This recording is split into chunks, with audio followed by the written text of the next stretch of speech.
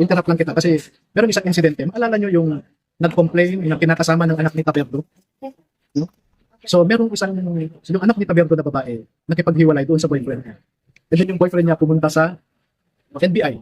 At allegedly, sabi niya, sinabihan daw siya ni Taberto na binigyan siya ng 5 million. And nilabas yun noong nag-conduct ng Blue Ribbon Committee hearing ang Marcoleta Blue Ribbon, no? Nilabas nila yun na binayaran daw ng 5 million kamasok na. Eh doon mismo, bakit NBI ang nag-o-offer kay Taberto ng pera para bumalik na? So parte si Matibag sa political operation na ito. To apply for bail, which is a matter of right in this case. So hintayin sana ng pulis na tapusin ng korte yung proseso na yan. Kasi technically, nasa custody na ng court sila eh. Tapos aarestuhin mo pa. So the police office of Las Piñas shouldn't exercise restraint also and caution because this is about liberty. So dapat hindi sila, alam mo yun, dapat nagtiis ng konti. Pinagbigyan ang korte na tapusin ang proseso. Second, meron silang hinihingi na affidavit of non-detention. Walang gawin sa military surrender. So, pangatlo, yung certificate of residency. Kasi you are considered a resident of an area if you claim it as such, if you have been residing for at least 6 months. So, itong mga sundalo na ito, nag-reside sila sa isang place. Itong dating sundalo pa sila, nasa Saltico pa sila. So, yung nasa address nila sa driver's license, doon sa bahay na tinitira. Pero nung nawala na sila sa trabaho, magsipat sila sa provincial addresses nila. So, doon sila humingi ng certificate of residency. Kasi doon na talaga sila. And that is their animus manenti na sinasabi. No? Tapos, sasabihin, conflict ito eh. Hindi sinabi na kalasan yan sa korte. Sa totoo. And then, pangatlo, let me just finish. Yung mga affidavit na hinihingi na yun, ng korte, yung artificial requirement na yun, pinanotaryo ng mga staff ko. Imagine, dinotaryo ng isang abogado, then nung nalaman niya ng mga 18 Marines ito, kinancel niya after na nakahingi sila ng bayan. So lumipat na naman sa pangalawang notaryo, same attitude, up to third. And I commend Atty. Kawilan, the fourth notary public na pinuntahan ng staff ko. This is in Las Piñas as well. Yes, this is in Las Piñas. Okay. So then, siguro at the appropriate time, we will file complaints also against the 3 notaries public na hindi pwedeng ganun. They are there to notarize documents. They were not commissioned to be notaries public to exercise partisan politics. Kaya tingnan natin kung ano yung appropriate na administrative complaints against it. Attorney, what do you mean dun sa parang magsasampa rin kayo ng case sa notarial certificate? Well, that is one point na kinoconsider ko, no? Pero medyo maraming trabaho lang ngayon. But darating yun. Sir, yesterday, took them about ilang oras po sa processing and So, dito dito na yung staff ko. Okay. And then, umpisa na yung red tape. Sabi ng clerk of court, ay, kailangan ng certificate of detention. So, tumawag sa akin yung staff ko. Siyempre, being inang lawyer, my staff cannot explain to, or even, cannot even explain to the clerk of court. So, punta ako rito, usap kami ng clerk of court. So, sabi niya, attorney, dekade-dekade na ako dito. Ito yung practice namin. Sabi ko, hindi yan ang nire-require ng rules. Sabi ko, o sige, kunin ko yung memorandum circular ng Supreme Court. Sabi niya. So, nilabas niya. So, alin dyan, kako. So, tinuro niya. Sige, basahin natin. Nung binasa natin, napaliwanagan siya na hindi na kailangan ang certificate of detention. If you voluntarily surrender to the court, that issue the warrant. So, ayan siya, hindi na kailangan.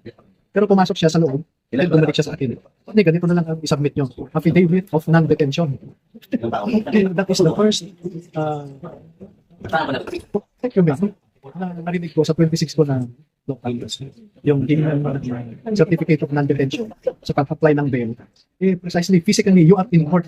You are not inside the detention facility. It's not clear enough that your physical presence in the court speak, yung sabi niya, res ipsa loquitur.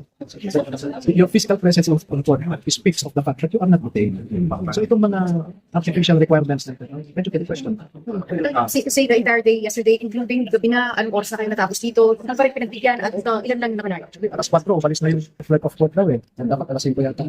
Anyway, no, those are small things. But to them, they took for granted the liberty of these former soldiers. Dapat hindi nila pinatake for granted ang liberty ng isang tao.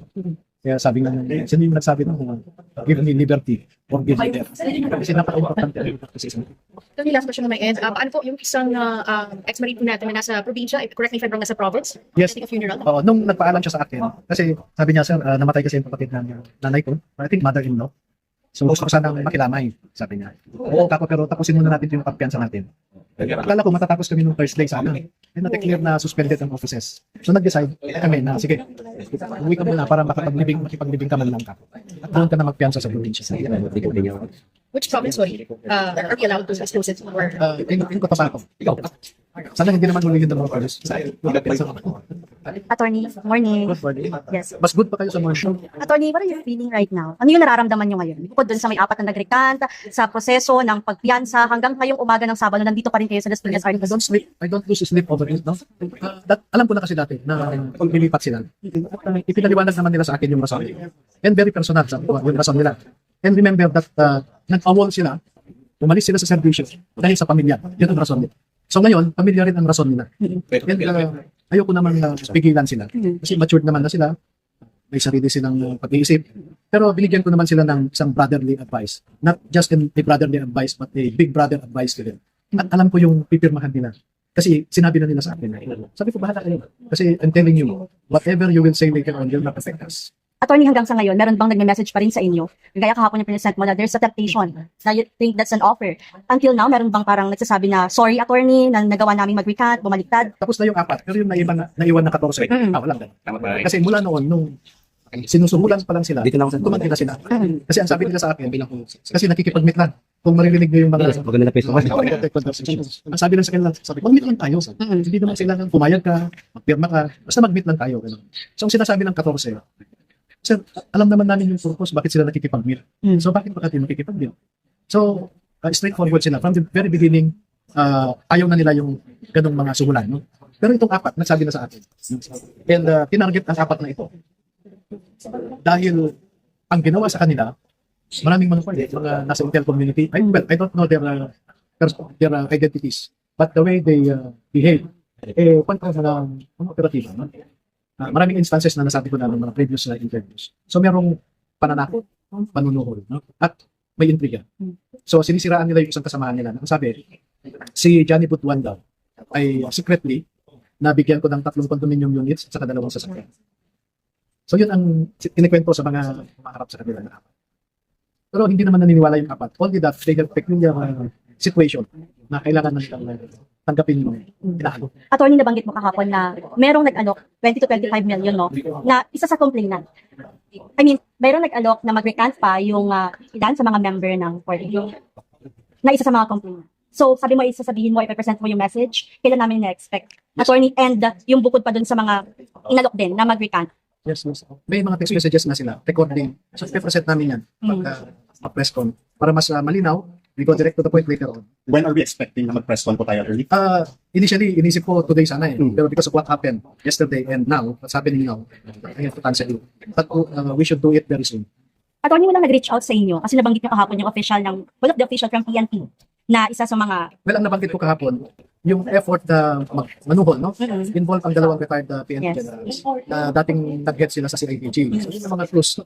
Pero ngayon, may mga active na policemen na naging security personnel din kay Saldico. Tulad ng pinanggit ko, si Police Master Sergeant John Calieno, yung si Dichoso, and then yung retired Colonel William Dominguez. May mga text messages. By how much are we talking about when we say alleged bribery? Well, it started from 5 million, 8 million, 10 million, up to 20, 25 million. Hindi ako nagsabi kahapon na 20 to 25 million yung isa sa kanila na inofferan mismo. Pero alam ko rin yun dahil nire-report nila sa akin. Maski yung 4, nagsabi sila sa akin. Attorney, can I get your reaction? Kasi sabi nilang scripted lahat to. Which one? All the process, the salaysay of them before pa and nag-recant na for and then meron pa daw. Well, yun yung sinasabi ng mga detractors namin. Pero kung tatanungin natin ang Office of the Ombudsman, which is the authority to settle the issue, nagsabi na siya na credible ang mga sundalo. Ngayon, sasabihin scripted. Alam niyo ba ang ginawa ng mga abogado ng Ombudsman? Yung winok through sila. No? Okay, Mr. Witness, sabi mo, nag-deliver kayo sa iba't ibang addresses. Iba't ibang addresses sa Forbes. Pwede mo bang ituro sa amin kung paano pumunta doon? At naka-video yan. Naka-video. May mga abogado sa loob ng sasakyan, kasama yung witness. Sige, ituro mo yung address na ganito. And after that exercise, tumawag sa yung mga ombudsman. Kung satisfied kami, alam nila yung mga addresses.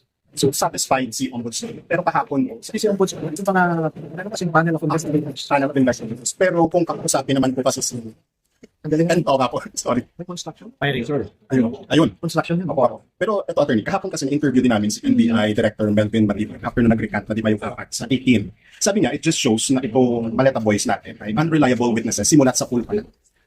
Doon sa apat siguro, pwede niyong masabi. Pero paano yung 14? But everything that Matipag says is unreliable also. Because he was appointed as NBI director precisely to become a political operator of the powers that he is not a professional investigator. He is more of a political operator. Ang dami niyang kapal-balang. Alam mo, kilala ko rin yan si Melvin Matibag. We know each other. We know each other's background. So parang na back to you because hindi din siya unreliable din siya sabi mo. Pero hapon din po kasi mention ni Director. Para ko sagutin, no? Interrupt lang kita kasi meron isang insidente. Maalala nyo yung nag-complain na kinakasama ng anak ni Taberdo? No? So merong yung anak ni Taberdo na babae nakipaghiwalay doon sa boyfriend niya. And then yung boyfriend niya pumunta sa NBI. At allegedly, sabi niya, sinabihan daw siya ni Taberdo na binigyan siya ng 5 million. And ninabas yun noong nag-conduct ng Blue Ribbon Committee hearing ang Marcoleta Blue Ribbon, no? Nilabas nila yon na binayaran daw ng 5 million kamasok na. Eh doon mismo, bakit NBI ang nag-o-offer kay Taberdo ng pera para bumalik? So parte si Matibag sa political operation na ito. So quickly lang, I just wanna hear your thoughts na kasi kahapon sabi din ni Matibag, iba may nag-recant na apat. Pero sabi niya, kailangan pa rin nilang investigahan ito kasi yung kumbaga yung identity mo talaga, kung sila ba talaga ito sa apat na Maleta Boys. Ito confirm, so yung apat na nag-recant, membro talaga. Yes, I confirm. It doesn't need to spend public resources to establish their identity. Anong pakialam ng NBI doon? Sige na, ang NBI investigates a crime. Anong crime ang ginawa? Hindi nila nilabas ang identity nila? Kasi kahapon i-explain na parang tamas kasi so baka iba na naman ito, parang kumbaga ganun. Wala namang crime eh. Kung talas ka eh. Okay lang si Matibag. Attorney, nabanggit mo kahapon may mga other witnesses na hindi siya nagtrabaho kay Zaldico. Kailan namin ito ine-expect? Kailan haharap sa publiko? At ano yung mga pwede pa nilang isiwalat? May mga nasa likod, malalaking official, may mga big fish pa ba dito, attorney? Huwag ko munang sagutin yan, no? Palabasin ko muna yung so, it will happen, no? And I'm telling you, mas mabigat ang sasabihin ng mga ito kaysa sa nasabi na. Pero ibang witnesses ang mga ito. Sir, last 2 questions from my end. Update lang ulit, kasi na-late kami, update lang ulit sa situation natin ngayon. What's going on so far dito po sa Las Piñas RTC, where are we now? Yes, what's delaying us is the transmission of the payment from online accounts to the account of the court. Medyo na-delay yung electronic process. Pero almost done. Pero sa ano po ngayon, again, na-update lang yung Maleta Boys, just for the record. Nasa detention facility sila ng Las Piñas Police Office. Pero how do you feel about this, attorney? Kasi kahapon pa natin ito nilalakad na sana, di ba makalabas na sila, makapag-bail na. Pero ngayon, we are still here sa Las Piñas RTC. How do you describe this situation? As an audience, I am also disappointed with the process that we are undergoing because this is not normal process. As I said, I've been doing this for several occasions already as I am representing several accused of the past in my 26 years of litigation practice. And this is my first time to hear of some requirements, to listen to some inexistent grounds. It's quite an experience also for me. Probably po ba makakalabas today or by Monday na? Ano po yung laman tayo? We're hoping, no? I think the OCC, the Office of the Clerk of Court, is doing its best also. Kaya sila nandito ngayon, even on a Saturday. So, ang problema lang talaga yung online transmission ng payments. But the money is there. Walang problema dito. Yung sinasabi ng iba na kaya raw sila nakulong dahil hindi nakapagbayad ng piyansa, it's inaccurate. Your reaction sa sinabi pala ni Ombudsman kahapon na Martin Romualdez is behind dito sa pag-recant. But that's the opinion of the Ombudsman. I think he has explained himself well on why he believes that is so. But for me personally, I think behind the recantation is not limited to the former speaker, but to other personalities also named in the affidavit. Nakausap niyo po kasi Ombudsman kahapon. I believe there was a meeting yesterday. Yes, but I stayed there for 5 minutes only. Kasi nagulat ako nung sinabihan ako ng staff ko na pinupusasan na itong mga sundalo. No? So bumalik ako kagad dito. So the meeting was appreciated. It took us 5 minutes only. We were just warming up. And then I had to ask for their leave para makabalik dito. But we set a date for the next meeting to continue the process. Okay, the purpose of that meeting was for the Ombudsman to elicit or receive information from me, or even evidence from me, regarding the circumstances that led to the recantation.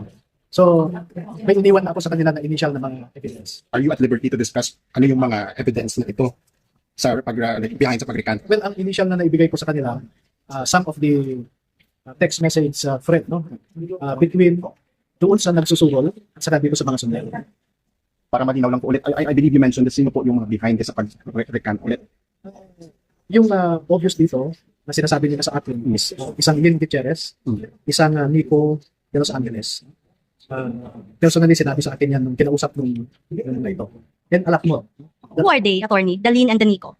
when they are supposed to be under the direction of someone they call Boss B. Boss B. And I know who this Boss B is. Who? Isang video operator. Media operator, si Boss B is involved. At hindi sinasabi ko na kung makakalimit sila pagkawin. What's the process diba after posting there sa Saturday? Marirelease once we get the order withdrawing or recalling the warrant of arrest, and there is a part in that release order directing the PNP of Las Piñas to release unless they are held for some other reason. So wala naman ng iba, nakabail na kami sa'yo. Attorney, last na on my end. Ano yung reaction ng 10 sa mga nakapit ngayon sa custodial facility after nilang mapusasan? And kahagabi, sumisigaw pa sila na laban-laban. That's, you cannot dampen their spirit. Iwan ito, decided sila na ito para sa pamilya, para sa bayan. And pagka ganun ang pananaw nila, para sa pamilya, para sa bayan ito, I think you cannot buy them out.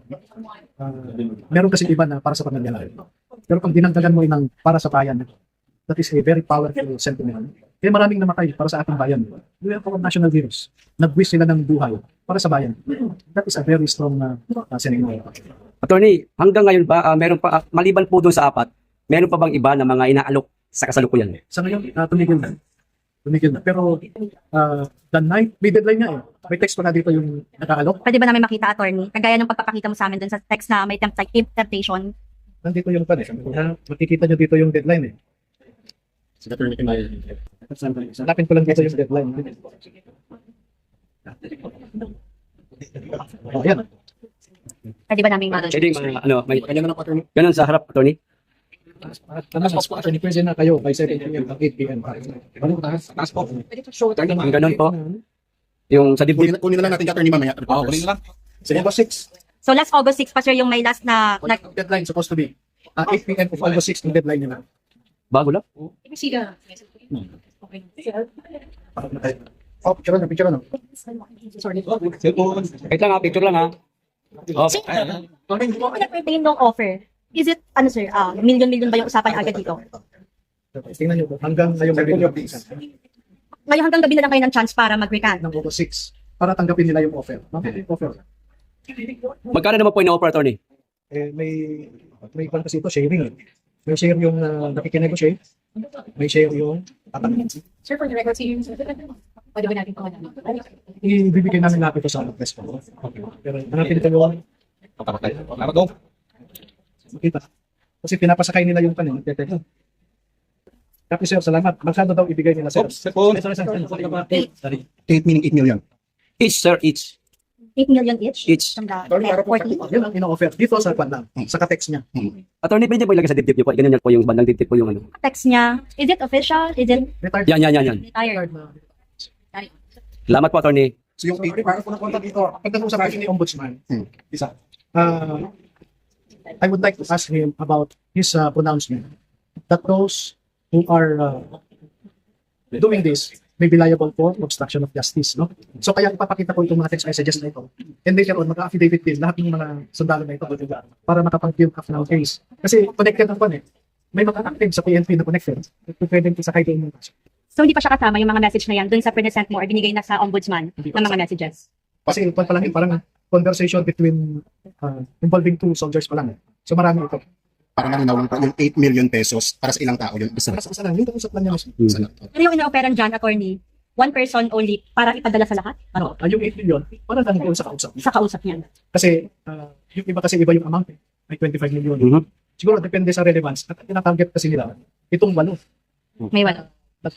na ginamit ng ombudsman doon sa build-up of certain cases nila against certain personnel.